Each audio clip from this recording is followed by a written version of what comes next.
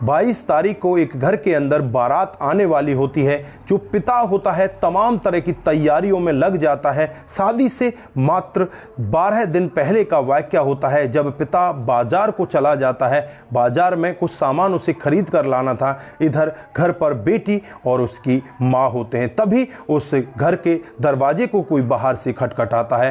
दोस्तों, बेटी खुद उस दरवाजे को खोलने के लिए बाहर जाती है और जब सामने वाला व्यक्ति इस लड़की को देखता है तुरंत ही अपनी पिस्टल निकालता है और इसके ऊपर गोली चला देता है। माँ को जब गोली की आवाज़ सुनती है तो माँ दौड़ी दौड़ी दरवाजे पर आती है, फिर वो माँ के ऊपर भी गोली चला देता है। दोस्तों, जब आसपास के लोग वहाँ पर दौड़ने लगते हैं तो वो लड़का खुद अपने आप को भी गोली मार देता है। दोस्तों, ये पूरा मामला कहाँ का है, कौन था ये लड़का, किस वजह से इसने पहले लड़की को, फिर उसकी माँ को और फिर अपने आप को गोली मार दी थी। अगर आप लोग भी पूरे मामले को डिटेल से जानना चाहते हैं तो वीडियो को जरा सा भी स्किप ना करें, लास्ट तक वीडियो को जरूर देखिएगा। दोस्तों, आगे बढ़ने से पहले हमारी वही रिक्वेस्ट कि जो हमारे चैनल के साथ नए हैं कृपया करके चैनल को फॉलो कर लें, बेल आइकन को जरूर प्रेस करें। नमस्कार, जय हिंद। आप देख रहे हैं APH न्यूज राहुल रावत के साथ। दोस्तों, आज की जो हकीकत की घटना आप लोगों को बताने जा रहा हूं, बिहार में एक जिला पड़ता है नालंदा और इसी का सिलावा थाना क्षेत्र है। इसी के अंतर्गत एक कॉलोनी आती है, सिंह कॉलोनी। यहाँ पर योगेंद्र राव नाम का एक व्यक्ति जो अपनी पत्नी और अपनी बेटी के साथ वहाँ पर रहा करता है। बेटी का नाम पूनम कुमारी होता है जिसकी उम्र 22 साल होती है। पत्नी का नाम उषा देवी होता है। दोस्तों, 22 तारीख को यहाँ पर बेटी की शादी होनी थी और आज जो वाकया होता है वो 10 तारीख का वाकया होता है जब योगेंद्र राम अपनी बेटी से और अपनी पत्नी से कहकर जाता है कि मैं बाजार कुछ सामान लेने के लिए जा रहा हूँ। दोस्तों, घर पर बेटी और पत्नी होती हैं। तभी वहाँ पर एक और व्यक्ति की एंट्री होती है जो वहाँ आकर दरवाजे को खटखटाने लगता है और जब दरवाज़ा खोला जाता है तो पूनम दरवाजे को खोलने के लिए बाहर जाती है और जैसे ही वो लड़का इस पूनम को देखता है तो तुरंत ही अपनी पिस्टल निकालता है और पूनम के सर में गोली मार देता है। दोस्तों, जब गोली की आवाज़ माँ उषा देवी को सुनती है तो उषा देवी आनन फानन में बाहर निकल कर आती है तो उषा देवी के ऊपर भी ये गोली चला देता है। उसके बाद जो गांव के आसपास के लोग बाग होते हैं वो दौड़कर उस घर का रुख करते हैं तो ये लड़का अपने ऊपर भी गोली चला देता है। आनन फानन में ही गांव के लोग इन सभी लोगों को ऐसी हालत में देखकर एक गाड़ी में रखकर नज़दीकी पावापुरी मेडिकल कॉलेज में जाकर भर्ती कराते हैं और जब डॉक्टर साहब इनका चेकअप करते हैं तो पूनम कुमारी और जो उषा देवी है उन दोनों को मृत घोषित कर देती है और जो यहाँ पर लड़का होता है उस लड़के को ICU में भर्ती करा दिया जाता है।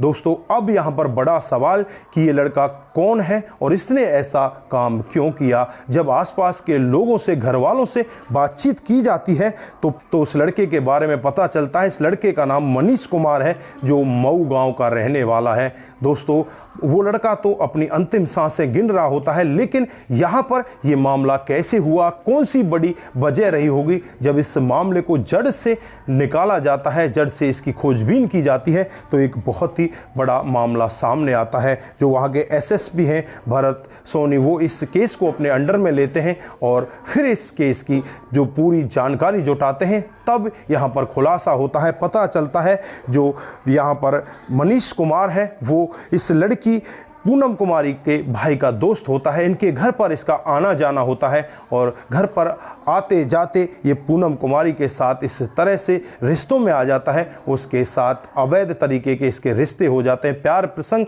उसके साथ ये करने लगता है। जब भाई को इस सब के बारे में पता चलता है तो भाई यहाँ पर मनीष कुमार से दोस्ती तोड़ लेता है। इधर जो पिता होते हैं योगेंद्र राम, जब उनको इस सब के बारे में पता चलता है तो उन्हें बहुत ही बुरा लगता है। फिर वो एक ऐसा कदम उठाते हैं कि अपनी बेटी की शादी कहीं दूसरी जगह तय कर देते हैं, क्योंकि 22 तारीख को उसकी शादी होनी थी, लेकिन 10 तारीख को ही यहाँ पर इतना बड़ा कांड हो जाता है। जो लड़का होता है उससे पूनम कुमारी कह देती है कि आज के बाद मैं तुमसे कभी भी बात नहीं करूँगी, आज के बाद तुम भूल जाना कि मैंने तुमसे कभी प्यार भी किया है। दोस्तों, वो लड़का एक सनकी टाइप का लड़का होता है, उसे इतना ज़्यादा गुस्सा आता है और गुस्से में वो अपना आपा खो बैठता है। सीधे 10 तारीख को इनके घर पर जाता है। घर पर जब दरवाज़ा खटखटाता है तो सामने से पूनम कुमारी ही दरवाजे को खोलती है। वो गुस्से में, आवेश में इतना पागल हो रहा था, वो अपनी पिस्टल निकालता है और उसके ऊपर गोली चला देता है। जब माँ आती है तो माँ के ऊपर भी गोली चला देता है,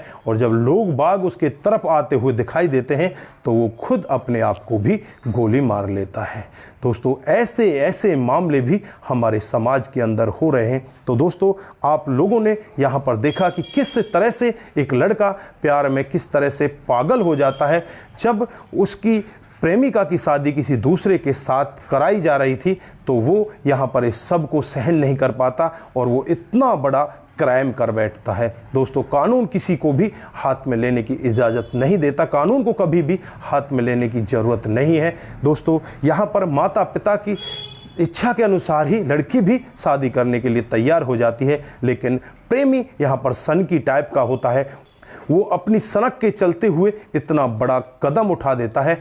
जो उसकी प्रेमिका है वो इस जहां में नहीं है, प्रेमिका की माँ भी इस जहां को छोड़कर जा चुकी है और वो खुद अपनी अंतिम सांसों से लड़ रहा है। तो दोस्तों, आज यहाँ पर आप क्या कहना चाहते हैं? इस घटनाक्रम से आपको सीखने की भी ज़रूरत है। ऐसे प्रेम प्रसंग में ना पड़े जिससे कि ऐसा मामला किसी और के साथ भी हो सके।